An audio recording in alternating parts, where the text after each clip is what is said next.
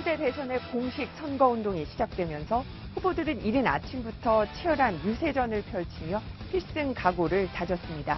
오늘 후보들의 첫 유세지와 첫 메시지는 어떤 전략을 담고 있는지 알아봤습니다. 오늘의 뉴스톱10 1위로 선정했습니다. 네, 조금 전 전해드린 것처럼 오늘부터 대선 후보들의 공식 선거운동 본격적으로 시작이 됐습니다. 각 캠프의 후보들 첫 번째 유세지를 각기 다르게 잡았는데요. 어디를 잡았는지 저희가 영상으로 정리해봤습니다. 함께 보시죠.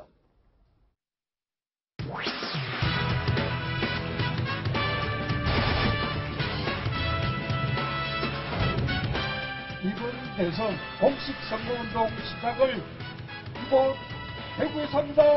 우리 대구가 통합의 문을 열어주시기 바랍니다. 김대중 노무현 대통령도 기뻐하실 것입니다. 저는 박정희 대통령도 웃으실 것이라고 생각하는데 동의하십니까?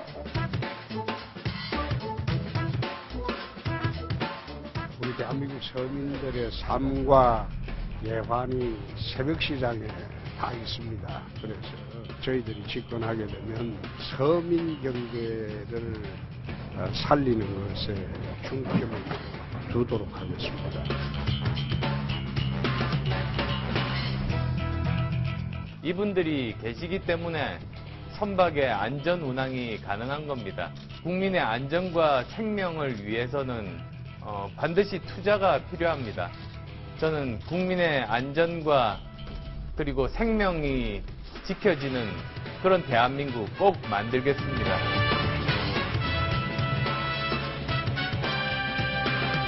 국가의 가장 기본적인 역할은 국민 생명을 지키는 거라고 생각합니다. 그게 국방이든 이런 소방이든 전혀 타협해서도 안 되고 그런 부분을 철두철미하게 해야 된다. 그런 생각을 가지고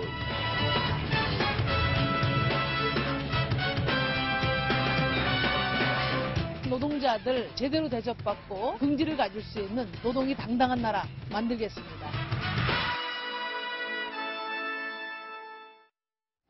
네, 영상에 소개해드린 5명의 후보들 가운데 대구를 첫 유세지로 선택한 문재인 후보, 과연 왜 대구를 첫 번째 유세지로 선택했는지, 그리고 앞으로 선거운동 기간 동안의 전략은 무엇인지 전병헌 민주당 선대위 전략기획본부장이 전화로 연결돼 있습니다. 안녕하십니까? 네, 안녕하세요. 전병헌입니다. 네. 자, 대구에서 첫 유세를 시작한다. 자, 이 부분은 문재인 후보가 직접 고른 건가요? 아니면 캠프의 아이디어입니까? 그리고 왜 대구입니까? 네, 우선 문재인 후보의 그 의지가 반영된 일정이고요. 네. 기본적으로 영남과 호남 그리고 충청과 수도권 모두에서 골고루 지지받는 네. 국민 통합 대통령을 목표로 지금 열심히 뛰고 있는 것이고 네. 또 전국에서 골고루 압도적인 지지를 받아야만 네. 기득권과 부정부패를 일소하고 네. 완전히 새로운 대한민국을 만드는데 네. 이 국정 운영 주도력과 추진력을 만들 수 있다라는 그런 측면에서 네. 일단 오늘 대구에서 출발을 한 것이고요. 네. 그리고 이제 대구에서 출발을 하고 네. 대전에서 이 소위 출정식을 하고 오늘 광화문에서 집중 유세, 내일 광주에서 집중 유세 이런 식으로 전국을 1박 2일 동안 종횡무진 누비고 다니는 그런 일정으로 기획이 된 거죠. 알겠습니다. 자, 조금 전에 말씀하실 때 전국에서 골고루 지지를 받아야만 한다. 그래서 TK, 대구를 정했다라고 하셨는데 그만큼 네. 대구에서의 지지율이 다른 지역보다는 조금 모자라는 부분이 있다. 이렇게 봐야 되는 거죠? 물론 그건 데이터로 나와 있는 상황이고요. 그런 측면에서 대구 경북의 그 어떤 진정성과 민심도 함께 공유를 하고 네. 또 한편으로는 이 광화문이라는 의미가 매우 중요하지 않습니까? 네. 촛불 민심의 광장이고 또 후보께서 청와대를 국민들한테 넘겨주고 국민들의 휴식 공간으로 넘겨주고 우리 후보께서는 광화문으로 나오셔서 국민들 곁에서 국민과 함께 소통하고 호흡하는 그런 광화문 대통령 시대를 열겠다라고 말씀하신 측면도 있고 또 네네. 광화문 광장이라는 것이 촛불 민심 광장일 뿐만 아니라 알겠습니다. 민생과 개혁의 아이콘이 세종대왕의 정신과 가치 그리고 네네. 애국과 안보라는 그 네. 한국 유수신 장군의 그 가치도 함께 포용한다라는 그런 측면이 있고요. 알겠습니다. 당연히 또 내일은 이제 광주 집중 유세고요. 네네네. 네. 자, 오늘 또 각 캠프에서 각기 특징을 나타낼 수 있는 선거송과 로고들이, 구호들이 많이 쏟아져 나왔습니다. 자, 문재인 캠프에서 내놓은 로고송과 이 구호들, 네. 어떤 부분을 가장 부각시키는 데 중점을 뒀습니까? 우선 국민들이 지난 10년 보수 정권이 망가뜨린 대한민국 그리고 최순실 국정농단으로 혼란의 극에 이른 대한민국을 빨리 수습하고 안정시킬 수 있는 네. 든든한 리더십이라는 측면에 인물 경쟁력을 내세우고 두 번째는 서민의 생활을 가장 잘 이해하고 함께할 수 있다라는 점 그리고 말씀드린 것처럼 여러 가지 정책과 비전, 경험과 경륜에서 준비되어 있다라는 그런 든든한 리더십이라는 점, 이런 점들을 좀 강조하기 위한 그 로고송과 홍보 전략이라고 네. 말씀드릴 수 있겠습니다. 알겠습니다. 자, 오늘 전화 연결 응해 주셔서 고맙습니다. 네, 감사합니다. 네. 자, 다음은 안철수 캠프 쪽의 이야기를 들어보겠습니다. 오늘 인천을 첫 유세지로 정한 안철수 캠프. 자, 왜 인천으로 정했고 여기엔 또 어떤 의미가 있는지 정동영 국민의당 공동선대위원장이 전화로 연결돼 있습니다. 안녕하십니까? 네, 안녕하십니까? 네. 자, 인천항을 첫 행보지로, 유세지로 골랐습니다. 그 이유가 안전에 가장 방점을 찍겠다. 이렇게 이해하면 되겠습니까? 네. 자정의 첫 방문지는 인천 VTS, 네. 해상교통관제센터고요. 그다음에 이제 첫 유세, 전국의 첫 유세는 전주의 전북대학교 앞에서 첫 유세를 마치고 지금은 광주 금남로 광장입니다. 네. 저도 후보와 함께 전주 유세를 함께 하고 지금 광주 금남로 광장에서 지금 전화를 드리고 있는데요. 네네. 우선 인천 해상교통관제센터를 찾은 이유는 네. 다 아시다시피 제2의 세월호가 없게 하겠다는 네. 안철수 후보의 의지를 강조한 것이고 네. 그 VTS는 이제 뭐 영어로 돼 있어서 합니다만 V는 선박이란 말이고 T는 네네. 교통이란 말이고 S는 서비스인데요.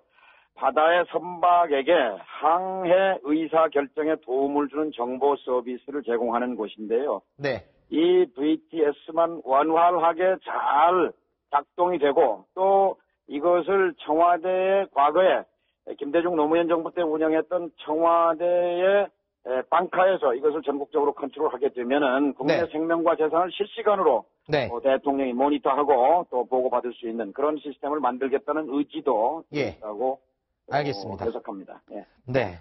오늘 하루 종일 안철수 후보의 포스터가 입에 오르내렸습니다. 이 포스터에 담긴 의미와 의도가 뭐냐에 대한 해석이 지금 난무하고 있는데요. 공식적으로 입장을 좀 밝혀주시죠.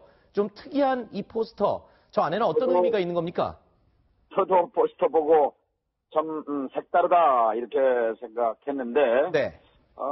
역시 여기에 창의와 혁신이 들어있는 것 같아요.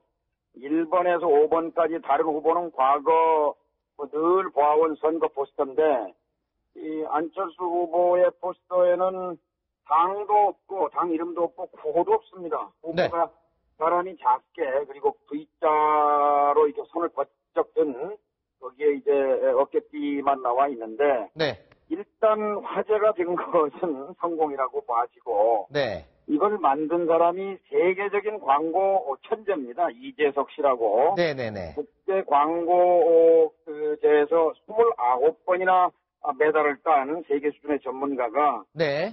조언을 해서 이걸 받아들였는데 어쨌든 이 포스터에서는 안철수 후보가 일단 큰 화제를 불러일으킨 것이고 성공했다고 생각합니다. 알겠습니다. 뭐 일종의 노이즈도 관심이고 마케팅이다. 뭐 이런 식의 의도라고 이해를 하겠습니다. 상대 당에서 왜 당 이름도 없냐, 하고 이렇게 시비를 거는 바람에 소음 효과도 생긴 것 같습니다. 네, 알겠습니다. 자, 오늘 대부분 일정이 호남 지역이었다라고 조금 전에 말씀을 해주셨는데, 호남 지지율을 보면요, 문재인 후보가 조금 앞서고 있습니다. 호남에서 문재인 후보를 넘어설 수 있는 대책이 있으십니까? 캠프에서는 어떤 보관을 갖고 계신가요? 시간 문제라고 생각합니다. 네. 호남은 지난 6번의 대선 노태우, 김영삼, 김대중, 노무현, 이명박, 박근혜 모두 한쪽으로 몰아줬습니다. 그래서 결국 전략적 선택을 하게 될 터인데요. 오늘 전주와 광주에서의 메시지는 이제 대통령을 결정할 시간이다. 네. 호남이 망설이지 말고 전주와 광주가 망설이지 말고 전주와 광주가 만들어냈던 국민의 당을 선택했던 것처럼 안철수가 사그러져 가고 있을 때 다시 제2의 안통을 만들어줬던 것처럼 네. 이제 대통령을 결정할 시간이다 하는 메시지를 갖고 전주와 광주에 왔습니다. 특히 이제 정권 교체는 된 거니까 문재인으로의 정권 교체보다는 안철수로의 정권 교체가 더 좋은 정권 교체, 대한민국을 위해서 또 호남을 위해서 더 나은 정권 교체, 그리고 검찰 개혁을 문재인 후보보다는 확실하게 안철수 정부가 더 잘할 것이다 하는 메시지가 있고요. 재벌 개혁도 문재인보다는 안철수가 더 잘할 것이다 하는 메시지를 지금 전주와 광주에 전하고 있습니다. 알겠습니다. 이것이 지지율 대책입니다. 네, 알겠습니다. 뒤집어지리라고 생각합니다. 네네. 자, 오늘 바쁜 시간 전화 연결 응해주셔서 고맙습니다. 예, 감사합니다. 네.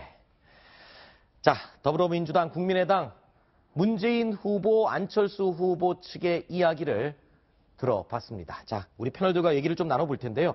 문재인 후보의 첫 유세지 호남으로, 대구로 정했었는데요. 이 대구로 정한 부분, 전략적으로 어떻게 좀 잘 정했다고 보시나요? 송 기자가 먼저 얘기를 해주시죠. 네, 우선 사실 지금 더불어민주당, 민주당 후보가 대구에서 유세를 시작한다는 것 자체가 어느 정도 파격이기도 하고, 그 때문에 지금 줄곧 다소 불안했던 점도 있었지만 줄곧 선두를 달리는 후보로서 통합을 강조할 수 있다는 점에서 어느 정도 좀 이렇게 유권자가 봤을 때는 신선할 수 있는 전략이 아닐까 이렇게 생각을 합니다. 네.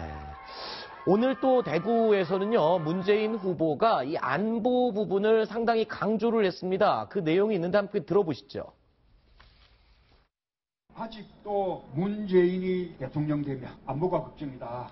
그렇게 말하는 사람이 있죠. 군대도 안 갔다 온 사람들, 저 문재인 앞에서 안보 얘기 하지 마시라. 혁전사 출신 안보 대통령 누구입니까?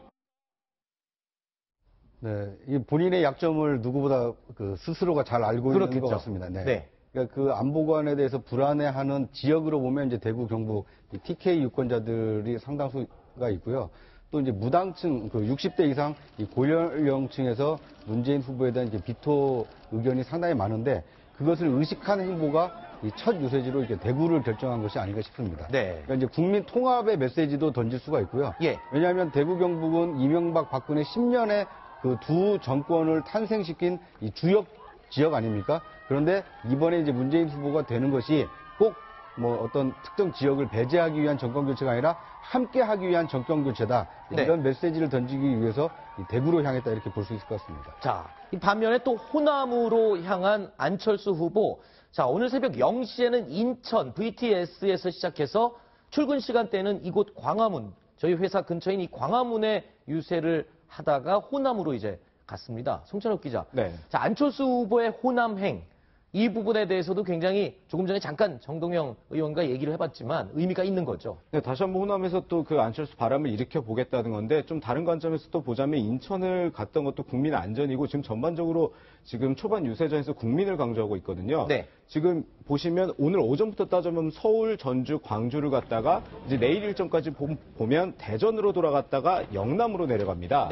이거를 좀 생각해보면 한자로 사람 인자가 되는 거거든요. 네, 그래서 이게 국민을 강조한다 이렇게 해서 사람 인자로 지금 선거 유세를 초반에 시작을 했습니다. 그거는 기자들의 해석입니까? 캠프에서 그렇게 내세운 겁니까? 캠프에서 어느 정도 취재를 한 내용입니다. 그렇군요. 예, 구체장님. 네, 꿈보다 해몽이 좋다라는 게 이런 건데요. 그러니까 뭐 물론 잡다 보니까 사람이 인자된 게 아니고요. 물론 캠프에서는 저런 의도를 가지고 일정을 잡았을 겁니다. 그런데 이제 또 한 가지 담겨 있는 그 의미는요. 이 안철수 후보가 강조하고 있는 자강론과도 관련이 있습니다. 어떻게 보면 국민의당의 안철수 후보가 유력 후보로 되는데 호남의 지지가 지난 총선 때 있었기 때문에 가능해졌고요. 또 앞으로 문재인 후보를 넘기 위해서도 호남에서 앞서는 후보가 이 대구, 경북 또는 충청에서도 앞선다. 이런 이미지를 가지고 있기 때문에 그 호남의 지지를 굳건히 하겠다. 이런 메시지가 이 첫날 행보에 담겨 있다고 볼 수 있을 것 같습니다. 자, 전북을 방문한 안철수 후보. 지금 1위를 달리고 있는 문재인 후보를 쫓아갈 그런 강한 마음을 먹고 있겠죠. 그래서였을까요? 문재인 후보를 겨냥한 이런 얘기를 했습니다. 들어보시겠습니다. 이번 대선은 이곳 호남의 미래, 대한민국의 미래를 결정하는 선거입니다. 지키지도 못할 약속, 공공연하게 하는 후보 뽑아선 안 됩니다. 선거를 위해서 호남 이용하는 후보 절대 안 됩니다. 그렇지 않습니까, 여러분? 호남이 저를 불러냈고 키워주셨습니다. 대선 첫날도 바로 이곳에서 시작합니다. 네. 일명 소몰이 창법이라고 하는 소리 지르는 안철수 후보의 트레이드 마크가 된 것 같습니다. 그런데 지금 지키지도 못할 약속이다라고 하는 말, 문재인 후보를 겨냥한 건 맞습니까? 그리고 어떤 부분을 지금 지적을 하는지 설명을 해주시죠.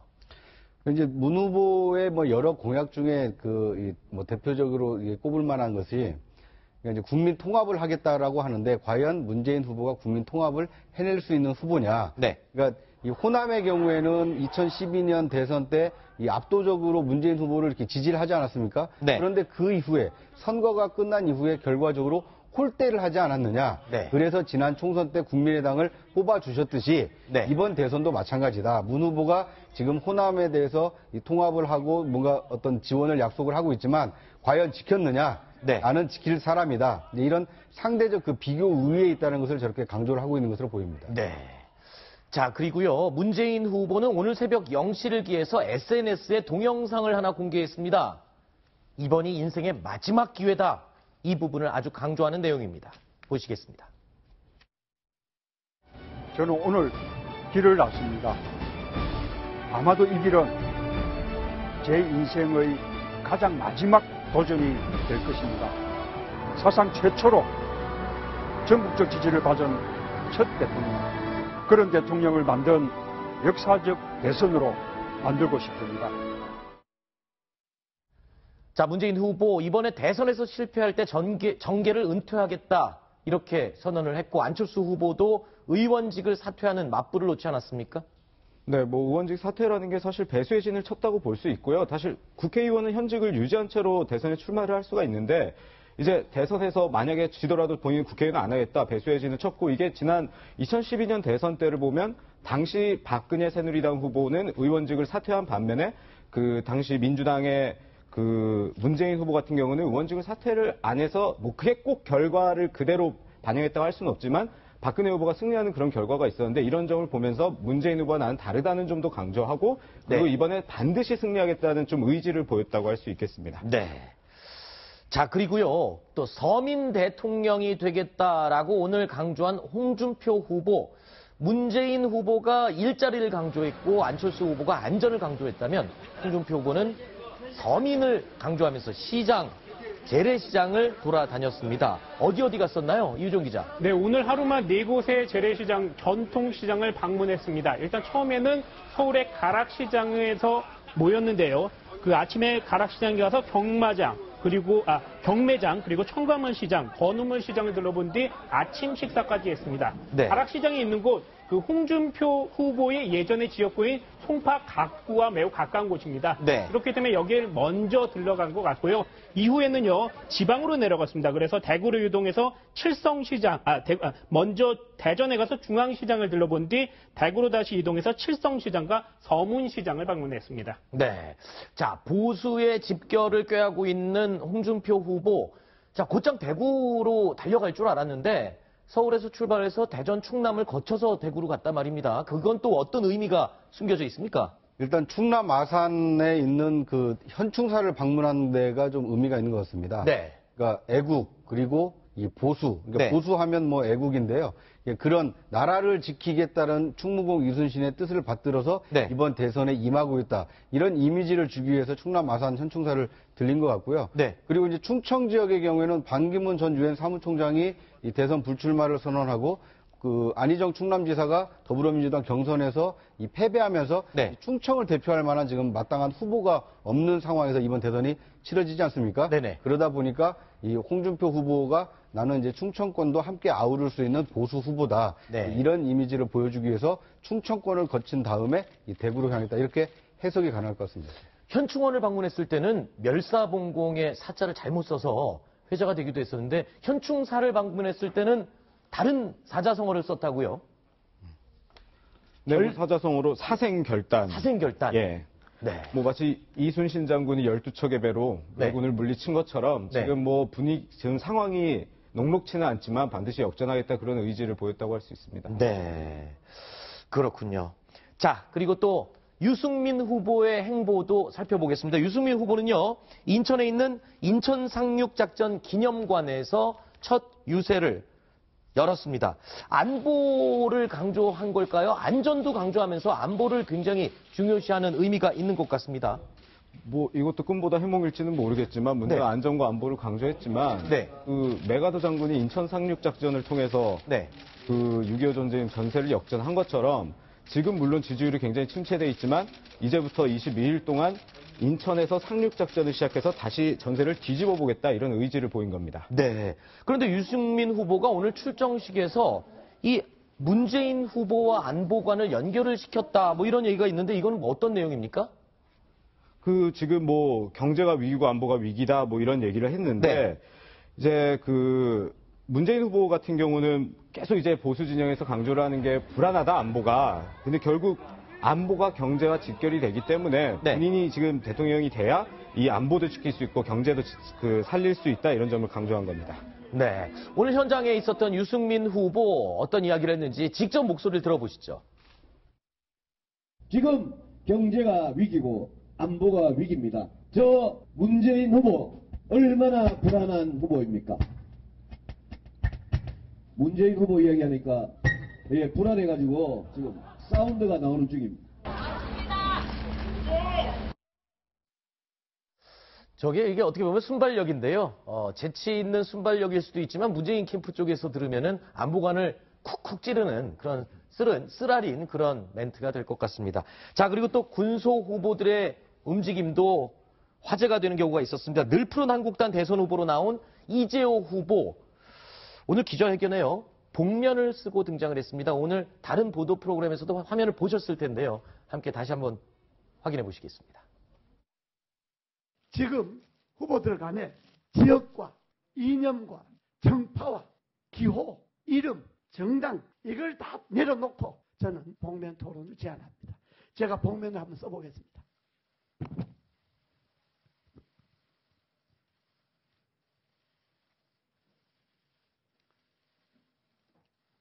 여러분, 이 복면만 보고는 제가 누군지 모르겠죠. 제 소리는 들리죠. 어느 선거 때보다 가장 많은 최다 대선 후보가 출마한 선거입니다. 그래서요, 제가 아직까지 결정되지 않은 투표용지지만 지금 선거관리위원회에서 이런 모양으로 정해진다라는 투표용지를 갖고 나왔습니다. 이게요, 15명의 이름을 넣다 보니까 제 얼굴과 비교를 한번 해보십시오.